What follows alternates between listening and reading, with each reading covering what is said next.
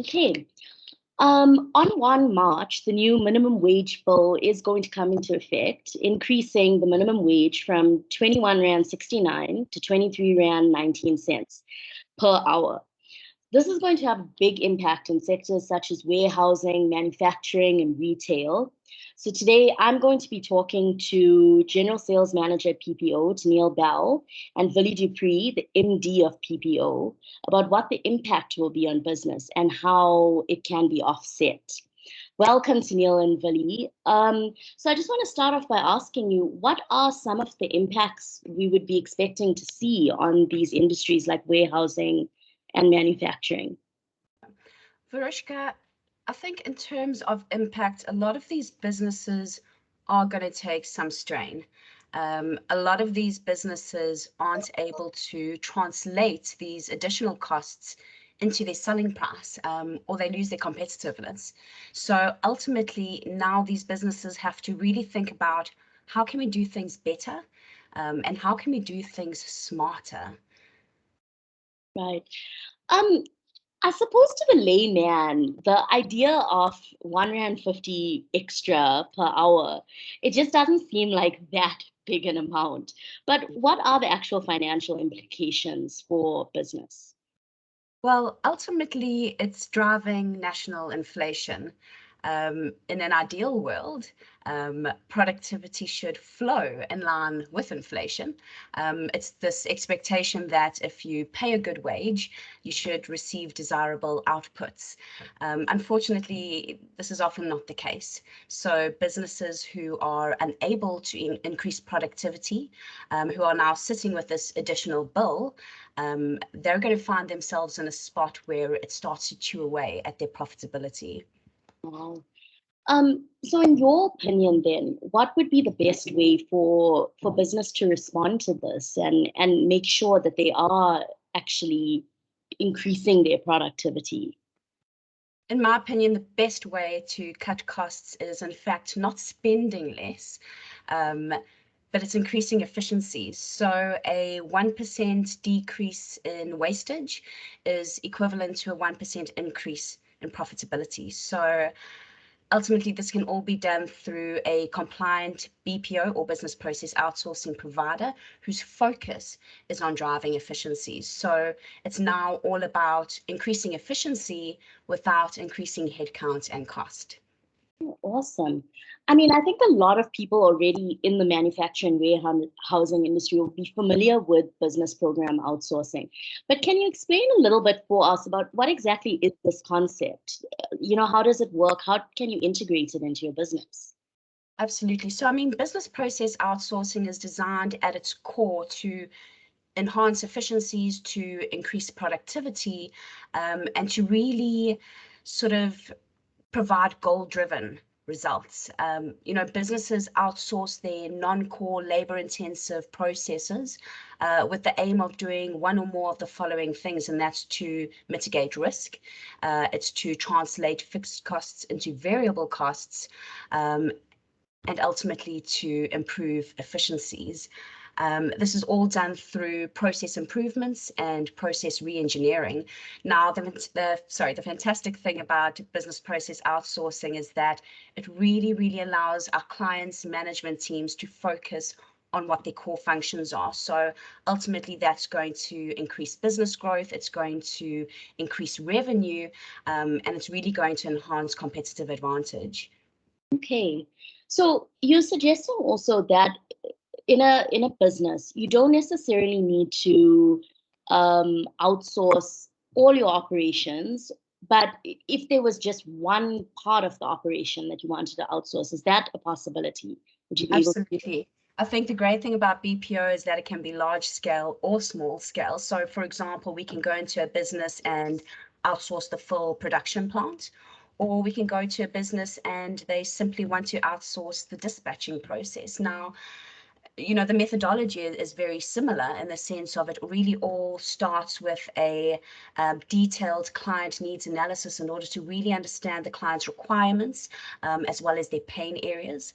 It's followed through by a very thorough due diligence process, which is conducted by specialists and industrial engineers. And ultimately, we then sit with this information. We attempt to fully understand the operation that we are looking at outsourcing, and that's from everything from opportunities to risks to threats, etc. And taking this information to our clients with a solution that is not only viable, but it's also unique to their specific business. That's amazing. So I just wanted to know, are there any actual kind of legal hoops or implications that a business would face if they are considering BPO? For example, is there like a set contract period that outsourced workers can be employed for? Are there any of those kind of issues that could arise? So a legally compliant business process outsourcing company is considered an external contractor to the client. So with this said, it means that all risk, all responsibility lies with the BPO provider for that function that is outsourced to them. Now that includes things like your employment and your labor risk. So clients' main focus is the productivity outputs because it's against those that they are billed, where with the employees are fully the employees of the BPO provider, and their contracts are structured in such a way that they relate into the duration of the contract that we have with our clients. I see. You mentioned that the company is built based on the productivity outputs. I mean, that's quite revolutionary also, because so does that mean that you decide upon what, the outcome is going to be, and that's how you structure the payment? Sure. So this Or is all done through, and like I mentioned earlier, the due diligence process is so vital for us to really understand the business. We need to understand what the historic volumes are, as well as what the potential is. From that, we work with the client's volumes, we work with the various manning points, etc., in order to devise a per unit ratio for the client. At the same time, quite often, our staff are incentivized. They work on an incentivized remuneration model. So that's fantastic because it eliminates complacency, because the more they do, the more they earn. So we've got happy employees who are driven to perform. We've got happy clients because they are only paying for productivity concluded to their quality standards. And ultimately, it's a win-win situation. awesome. I just wanted to understand also, in terms of those workers, those laborers on site, how are they supervised, and sort of like how does the company have any, well, not liability, but any responsibility to sort of oversee their work? Do they have some kind of a foreman that they report to? How does it work exactly? So in order for a BPO solution to be compliant, it is important that we manage that process. Now, with that said, the client obviously would know their business better than we do. So we have to work hand in hand. So our management team would manage the process, but they would work hand in hand with the client's management team in order to ensure that all SLA requirements are met, are adhered to. Okay. That makes a lot of sense. Yeah, I mean, I think that's it from my side. Is there anything else you want to add on the topic of minimum wage and BPO? I think from my side, the main objectives that businesses really need to do more with less. It's all about leaner, faster, and smarter.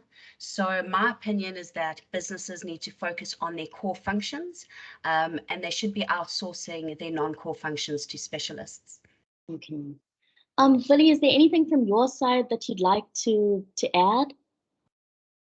I think Tennille has done a great job, and thank you for all the good questions and the good answers.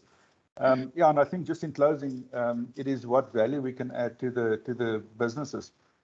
There's definitely some benefit in outsourcing your non-core, and with specific outputs and SLAs in place, there has to be a value add, and that's exactly what we're striving for, is to add that value to the client so that they really get the benefit of.